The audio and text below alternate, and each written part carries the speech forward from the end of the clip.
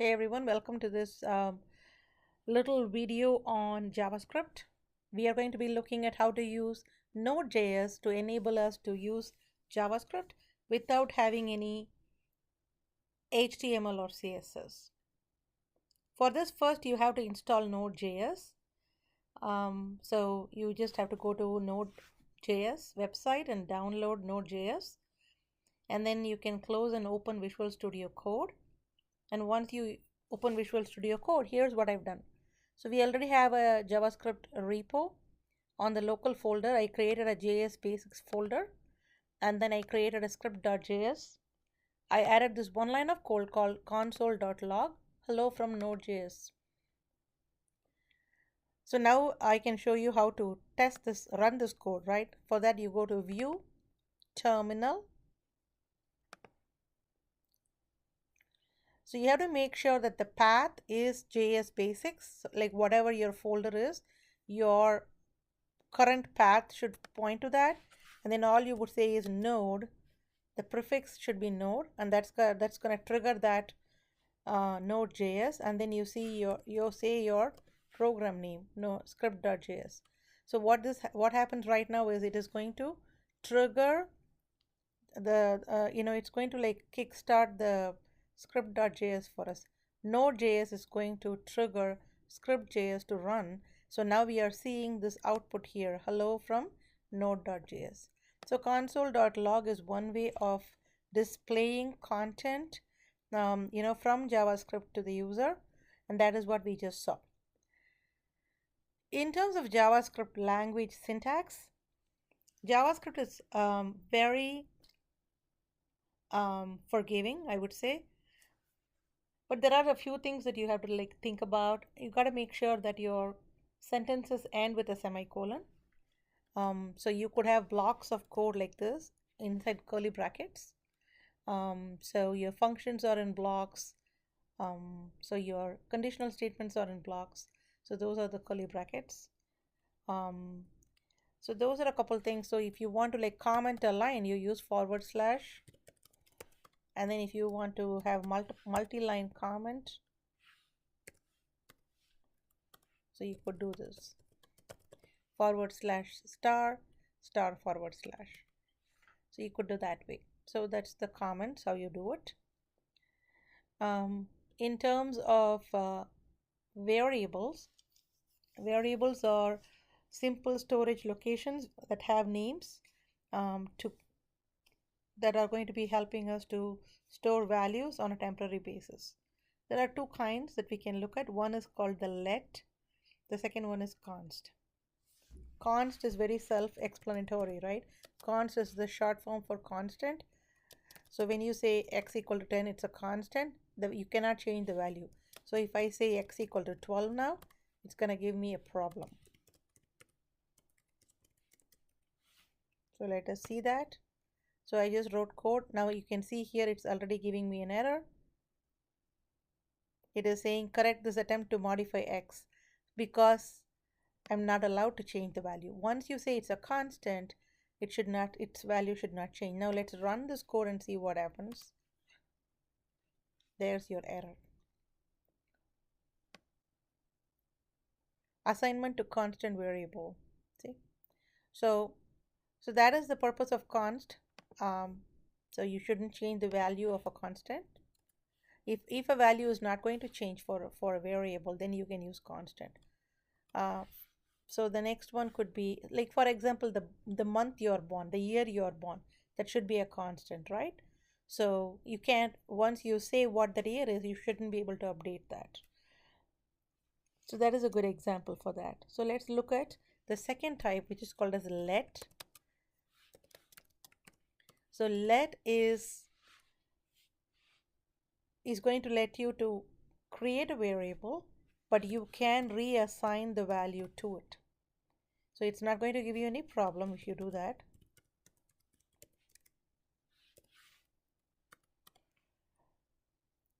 So the other thing about let is going to be a very local variable. That means that the scope of the variable is going to be limited to the area where you declare it. Let us say that you have a block of code and then you declare let inside that block. Right after that block, it's going to like forget all about it, and then you can reuse that, right? So that is the advantage of let. Let is of limited scope. um, if you have looked at JavaScript before, we used to use var a lot. Var was another type of variable. With ES6, the recommendation is for us to use let. It's a better way of going with it. So I don't want to like get into further discussions about it. I think this is a simple way of doing it. So const is when you don't want to change the value ever again after you set it one time, and let would be to allow reassignment of values. Okay, so let's move on to the next concept.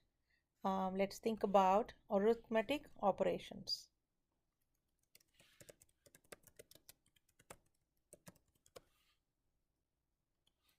So what are some of the arithmetic operators we have? So you have subtraction, addition, multiplication, division, and then we have the mod operator, and then we have the exponent operator. These exponent is like to the power of, right? So these are all some arithmetic operators we have. Then there are some logical operators. These are going to be the or, and, not. Okay, we will revisit them. Before that, let us talk about the types of variables, right? So you could have specific types of variables. For example, Boolean. You could have a Boolean type. What type of data can be in your variable, right? So you could say let stu name equal to, so this will be internally, it's a string variable. So this is string. Or you could say stu age equal to 19. So this is an integer, right? Number. So you could say let stu citizen is stu citizen. So this could be false. This is a foreign student. So this is a Boolean type of variable. So this variable is stu citizen or is citizen. I have set it to false. So true or false is what a Boolean is. Boolean is either is true or false. So those are the two values. So these are my three basic types, very primitive types of variables.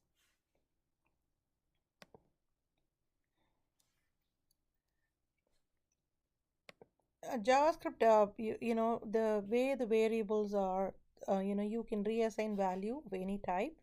So stu name, you could put a number in there. Nobody is going to like, the language won't complain. So you can reassign, or change the type of data you're storing at any point in time, which is very different than all other most programming languages, right? The other thing I want to talk about also is that there is a new type of data called big int, that is in JavaScript to hold really large numbers. For our purposes today, we will not be covering it. There are also two other types of data. You could have an object. You could also have arrays. Again, for the purposes of simplifying this lesson, we will not touch upon those. So just remember the basic types that we have talked about right now. After this, what we are going to see is there are two other things called undefined and null. So undefined and null, let's talk about it. So if you have a variable, called num and you didn't set any value to it, so this is going to automatically get set to undefined. If there is no value set to it, it is called undefined. So let us try the output.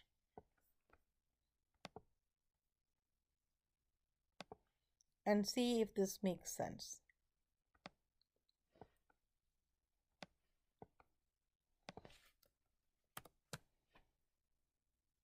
You can see that the last value is defined as, it's displaying as undefined. So if you don't set a value, it is going to automatically get set to undefined. That means uninitialized values are going to be undefined. You could say num equal to null. Null means you are saying it actually there is nothing in it. So you are explicitly setting the value to null. So a null is different than undefined. Undefined means you have not intentionally emptied out that variable. Null means you have intentionally emptied out the variable. So that is the difference. So let us run this code. Terminal. You could just use the up arrow and the last command will come. Now you can see first time it was undefined. Once you set the value, it becomes null. We could even change this to num equal to 10. And now let's see what happens.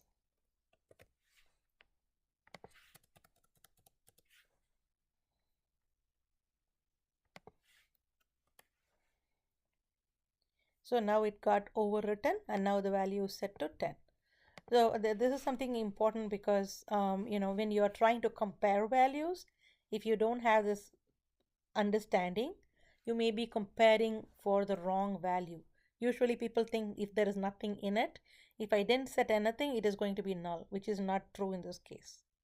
So you want to make sure that you're looking for the right comparison to avoid frustrations later on. Okay, we talked about arithmetic operators, right? And then we jumped to data types. So let's talk about arithmetic operators. So let's do some arithmetic operations here and see what happens. So let us say, so we have let p equal to 10, let q equal to 20. So you could say console.log p plus q, that's the addition, subtraction, multiplication, division, and then we have a couple more, right? So let us just do that. Sorry.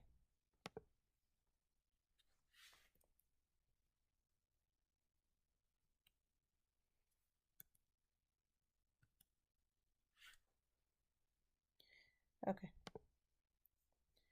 So let us make it minus multiplication, division, mod, and then exponents. Exponent is 2 asterisk. So that is the order in which I've given you. So let us think about it. So we want to make p maybe a bigger number, q a smaller number, like that maybe. So we are doing like p plus q 102. It should be 102, right? This should be 102. This should be 98. This is 200. This should be, what is it? 50. So this one is interesting, right? The mod operator. The mod operator will give you the remainder. So if you divide 100 by 2, what is the remainder? The remainder is nothing. So it should be 0. Now exponents, right? 100 power 2. Okay, 100 power 2 is 100 and 2 zeros. That's what should be the output. Okay, so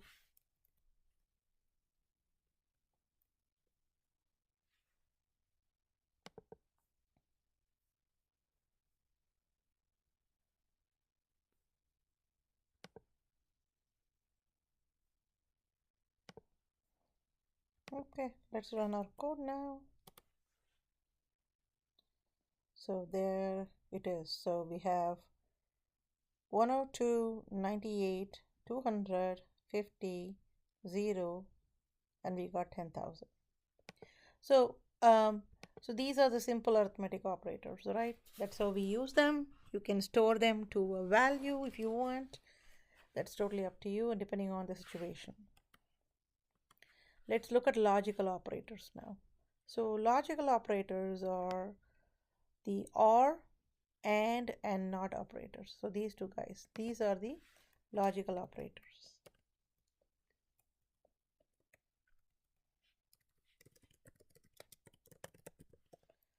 The logical operators basically is, so an OR means like two conditions, either one if it's true, then the result is going to be true. So it's going to be like this.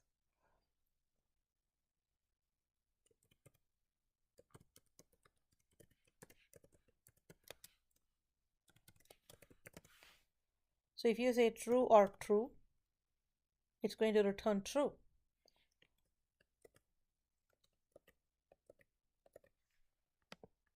True or false will return true. False or true will return true. Both are false means it's going to be false.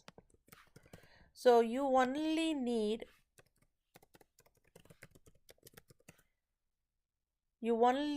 one criteria to be true.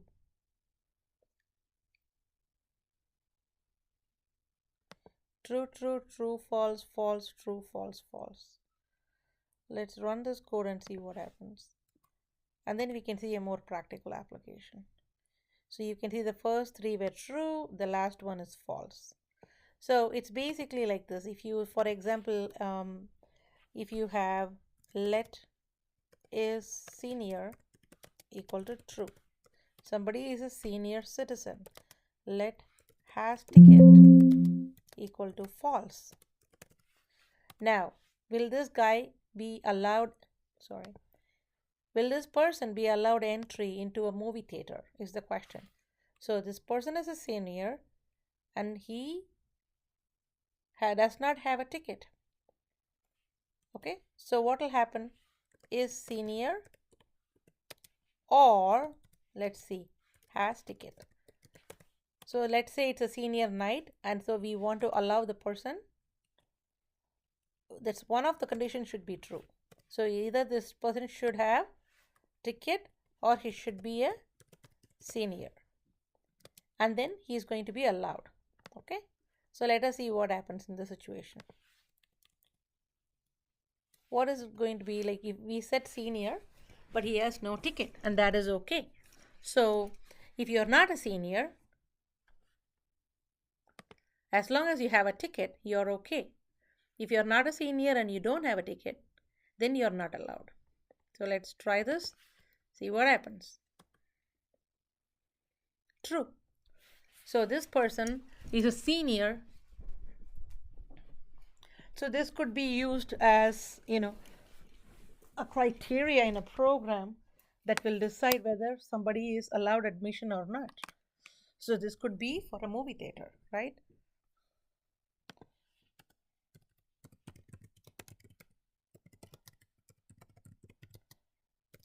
Either senior or should bring a ticket. So this could be on a senior night. So that is one example. So you don't want, you're not mandating that both the criteria is true. You're just saying that either one should be true. So it's either or. So let's look at another one. If we want to let somebody vote,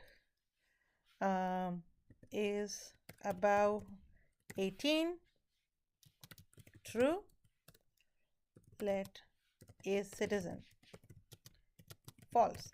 Now if we do a console.log in this situation, is above 18 and is citizen, right? So this person is not qualified because this person is not a citizen. If you're not a citizen, you cannot vote. So the criteria is that you have to have, like for voting, above 18 and citizen. Both need to be met in order for this person to be able to vote. Now let's try this out. So it tells you false. So if you say citizen is true, then this is going to be fine. See? So you can see that the output changed, right? So if you are a citizen and above 18, both are true, your answer is going to be true. So and means both your conditions should be true for you to get true. Or means as long as one of the conditions is true, you're good. So let's look at the third thing. The third is the not. Not is going to reverse whatever you have, right? For example, you can say